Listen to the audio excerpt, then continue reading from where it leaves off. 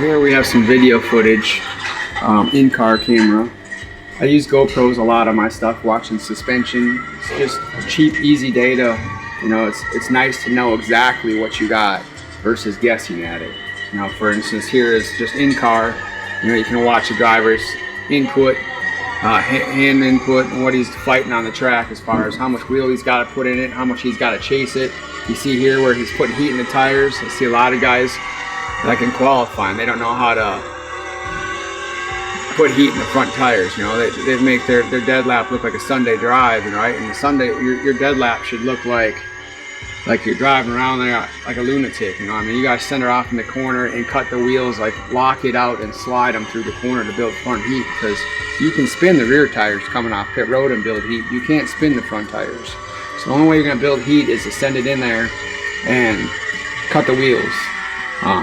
So here, even this you can watch, you know, as far as how much wheel input he's got to put in. You know, is it smooth? Does he got to steer back to the right? Here you can see it's a little bit free up off. He's chasing it out to the wall. You know, it's not just a smooth transition into the middle. He's got to put a little bit of extra wheel in late.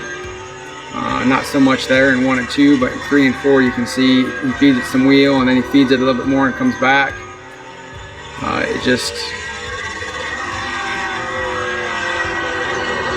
really just got to be able to, you know, having the video and having footage of some of that stuff helps confirm what the driver says he's feeling.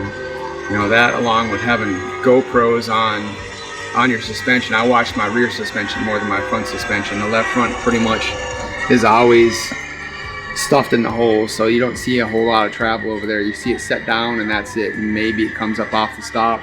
The right front you see movement, but the rears is the big thing. It's probably the most misunderstood part of the car, is what's going on in the back of their car, especially with all the different geometry configurations now. Center pull, right rear only, standard, top link up, top link down.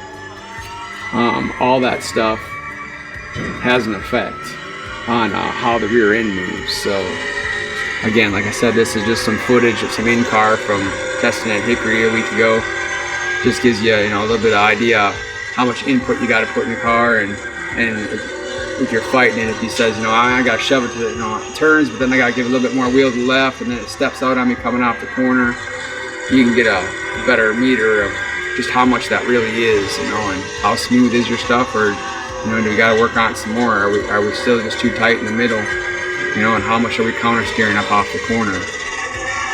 Some people even have videos on their feet to show how the throttle's working. Me, I just have this, you know, and I have a lot on my suspension. I watch my rear suspension mainly. And yeah, this is just a little blurb just to show you, you know, other tools you can use to help tune your race car, and just to understand how it works and what's going on.